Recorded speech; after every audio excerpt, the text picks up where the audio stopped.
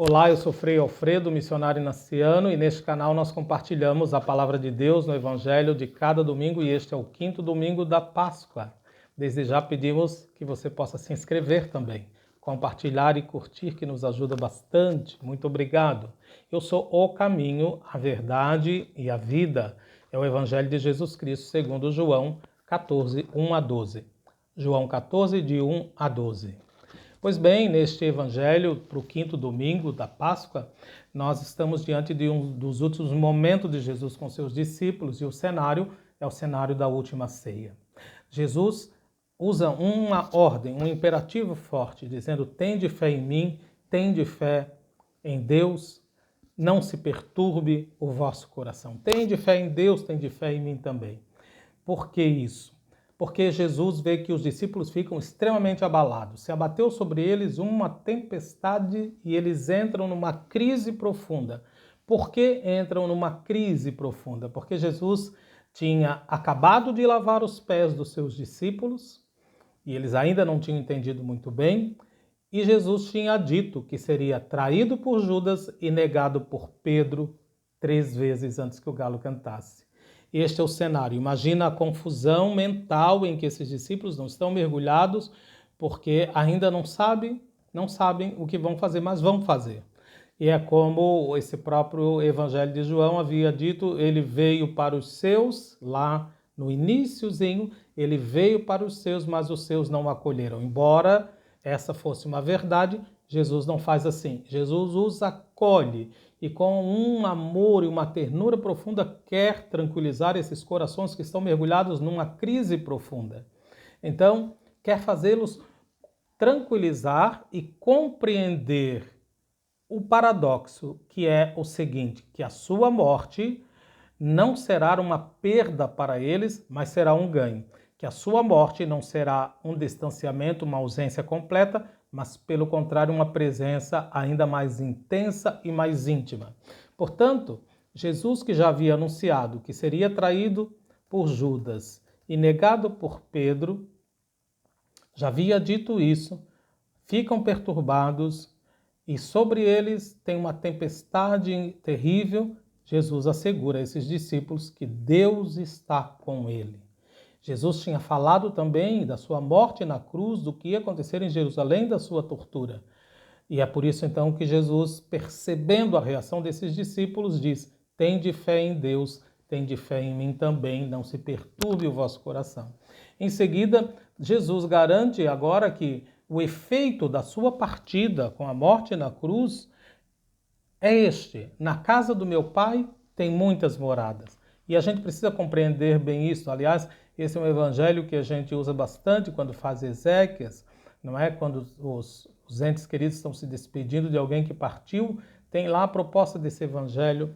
Mas é uma pena porque limita muito a compreensão, no sentido de que parece que esta morada é um lugar no céu para depois que a gente morrer. E, na verdade, não se trata disso.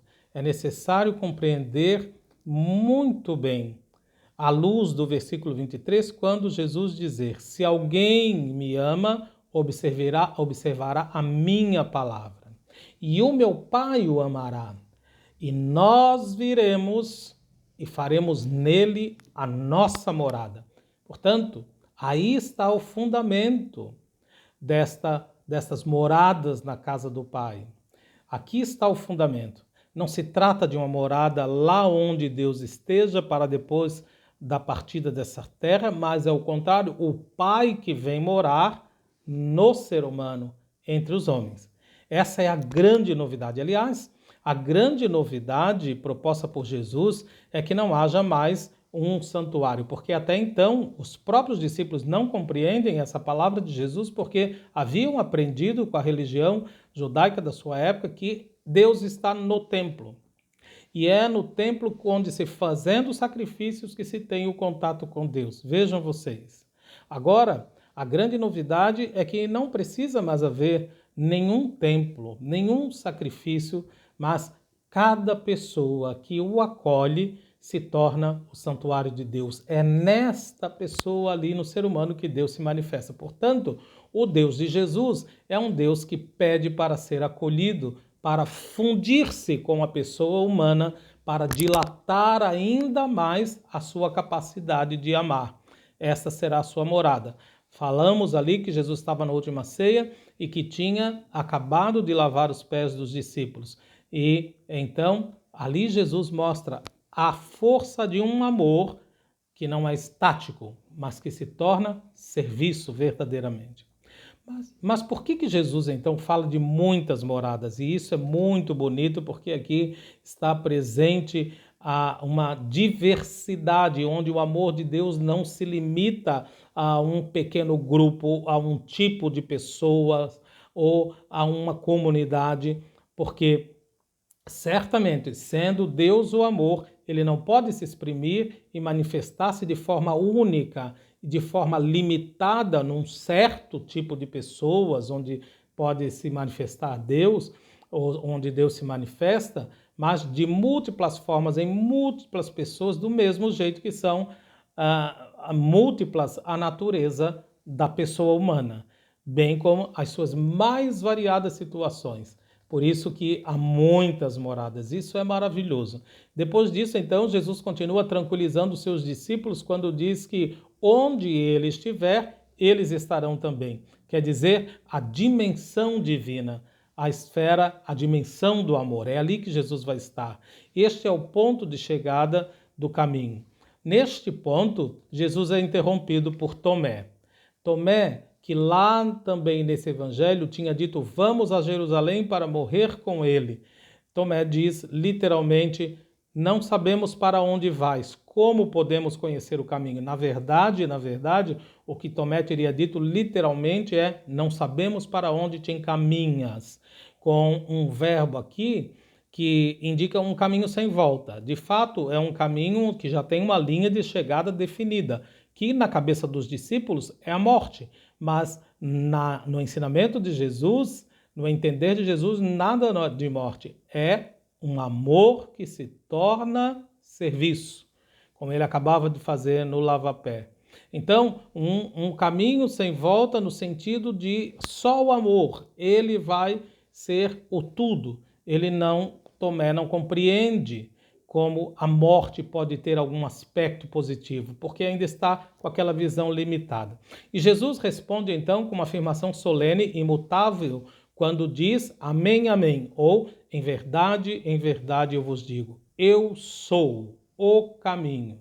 Então, Jesus agora passa a se identificar com três formas, uma forma tríplice de identificação da sua pessoa. Jesus então reivindica dizendo eu sou, como tinha dito domingo passado, eu sou a porta das ovelhas. Agora Jesus indica que a sua condição divina, eu sou o caminho. E quer dizer, trata-se de um caminho em direção a algo que conduz à verdade. Jesus diz, eu sou o caminho, a verdade e a vida. Uma coisa está ligada à outra. Veja que Jesus não diz, eu possuo a verdade, ou eu tenho a verdade. Jesus não quer que os seus discípulos pensem que têm a verdade, que são possuidores da verdade, porque quem pensa assim se exclui os outros, se afasta dos outros, se coloca num patamar superior e é capaz de julgar e de excluir os outros. Jesus não diz que tem a verdade, mas ele diz ser a verdade. Eu sou o caminho, a verdade e a vida. Então, Jesus não diz assim, eu possuo a verdade, eu sou a verdade. Pede, portanto, que os discípulos não pede, aliás, para que eles tenham a verdade, mas para serem a verdade, estarem na verdade, viverem a verdade. A diferença é muito grande, como já explicamos. Agora, ser a verdade significa, portanto, estar inserido no mesmo dinamismo do amor de Deus que vê o ser humano apenas com relação ao bem. Vê o bem do ser humano como valor absoluto. Ser a verdade significa não afastar-se de ninguém por motivo nenhum, mas significa poder estar ao lado de todos num relacionamento de amor que se transforma em serviço. A verdade, portanto, então, é um dinamismo divino.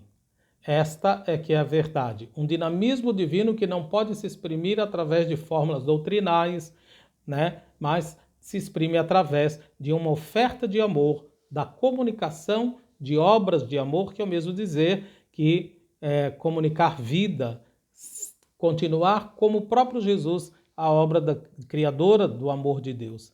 Aí, então, assim existirá a vida. Então, um caminho que vai chegar no amor sem medidas, na plenitude da vida, um amor que se transforma em serviço, porque está na verdade, vive e é a verdade, que é esta capacidade imensa de se colocar ao lado de todos, de não excluir ninguém e encontrar a vida em plenitude. Quem segue Jesus nesse caminho, quer dizer, como ele, é verdade. Chega à vida indestrutível, a vida, caminho, verdade e vida, uma vida indestrutível que nem a morte física pode ter força para dar o fim. É a plenitude de vida. Então, Jesus diz aos seus discípulos: se vós me conhecesseis, conheceríeis também o meu Pai. Estranhamente, Jesus não diz conhecereis no futuro, mas afirma quem me viu, viu o Pai. Fala isso para Filipe, que também não entendeu porque aprendeu da religião da sua época, da religião oficial, que Deus é alguém distante do ser humano, que jamais poderia se manifestar, tomar a carne do ser humano. Por isso, Jesus diz, por isso Filipe interrompe também Jesus e diz: Senhor, mostra-nos o Pai, e isso nos basta. É como se Jesus dissesse assim: mas Filipe, você acabou de ver o Pai nos gestos que eu acabei de fazer, de me abaixar, de tirar o manto e de lavar os pés dos discípulos. Você acabou de ver aí o Pai. Como nos diz basta-nos o Pai, isso nos basta? Como você é capaz de ainda não conseguir compreender que Deus é visto quando o amor se transforma em serviço? E Jesus havia acabado de falar no lava-pés, de fazer o lava-pés. A expressão, portanto, aqui está de Jesus: quem me viu, viu o Pai, se apresenta num aspecto verbal perfeito no original, na língua grega, e é uma ação concluída, perfeita, determinada. Não é que alguém vai ver o Pai no futuro ou quando morrer. Portanto, os discípulos já viram o Pai no lava-pés. Jesus, que é a manifestação visível de Deus, mostrou quem é Deus, amor que se faz serviço. Então, quanto mais autêntica for a adesão a Jesus, fazendo da própria vida o amor e serviço aos outros, aí será maior o conhecimento do Pai. E conhecer, a gente sabe que, segundo a Bíblia, desde o Antigo Testamento, não é saber sobre, é ter uma relação íntima, é viver uma intimidade. Agora, então, Filipe também tinha demonstrado, porque a importante revelação de Jesus é tão relevante. Há tempo estou convosco e não me conheces, Filipe. Quem me viu, viu o Pai. Lá no prólogo desse Evangelho de João, ele já havia feito uma importante declaração dizendo assim, no versículo João 1,18: ninguém jamais viu a Deus, o Filho que está voltado para o seio do Pai, este o deu a conhecer. E o que significa isso? Significa que não que Jesus seja igual a Deus, mas que Deus é igual a Jesus. Parece complicado isso, mas na verdade não é. É muito simples. Não é que Jesus vai mostrar o Pai, mas nós conheceremos o Pai através de Jesus. Jesus é como o Pai. O mistério de que mais qualidades ou definições o Pai podia ter, não sabemos, através de Jesus. Mas, olhando para Jesus, nós sabemos quem é o Pai. Esta é uma realidade que a gente precisa tentar se aprofundar e compreender. Jesus mostra o Pai, portanto. O evangelista faz o convite, então, a não manter o pensamento sobre Deus e seus mistérios de forma lá muito espetacular ou muito extraordinária sobre o conhecimento de Deus, mas olhar para Jesus, para suas ações, os seus ensinamentos, para a prática de Jesus, porque é isso que nos levará ao conhecimento, ou seja, à intimidade de Deus, pois tudo o que Jesus faz e diz é Deus. Portanto, todas as ideias, as imagens, todos aquilo que a gente pode ver em termos de pensamentos, conhecimentos que alguém tem a respeito de Deus, que não se fundam ou que não encontram respaldo na pessoa de Jesus, no que ele faz e no que ele ensina, tem que ser eliminados, porque ou são incompletos ou são falsos. Jesus é muito claro: quem me viu, viu o Pai. E quem é este Pai que se manifesta em Jesus? Amor que se faz serviço, como vimos no lava-pés. Diante da incredulidade desses discípulos, então, Jesus lhe diz que, se não quiserem crer por causa das suas palavras, que creiam ao menos por causa das suas obras. As obras de Jesus, que se traduzem em ações concretas com as quais ele comunica a vida, enriquece a vida dos outros, são o único critério de credibilidade. E nós somos convidados, depois Jesus vai deixar um grande desafio a realizar também isso. Final, expresso então de maneira solene: amém, amém, ou em verdade vos digo, quem crê em mim fará as obras que eu faço e fará ainda maiores do que essas, porque eu vou para o Pai. Mas, afinal de contas, o que é preciso fazer para compreender essas maiores obras de Jesus, fazer maiores obras que Jesus? Jesus não pôde responder a todas as necessidades da humanidade, nós sabemos. É na comunidade dos discípulos, então, que ele age e que apresenta como o único valor absoluto da própria existência, único e sagrado, o bem do ser humano.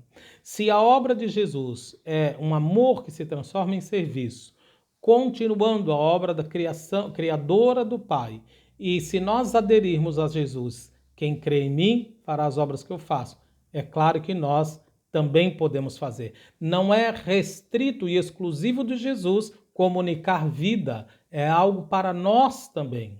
Portanto, uma comunidade que se coloca nesse dinamismo, desse caminho de ser verdade, não ter a verdade para julgar os outros, mas de ser verdade para aproximar-se de todos, esta é uma comunidade onde a ação divina crescerá e será medida transbordante em favor dos outros. Essa é a obra também que Jesus faz. Tudo isso acontecerá de Jesus, se possível, porque eu vou para o Pai, porque ele colaborará com esses discípulos e conosco até hoje. Portanto, Jesus assegura que a sua morte não será uma ausência, mas uma presença ainda mais intensa de Deus, íntima e vivificante, intensa na vida de cada pessoa que acolher esse amor que se transforma em serviço. A você, um abraço e uma bênção.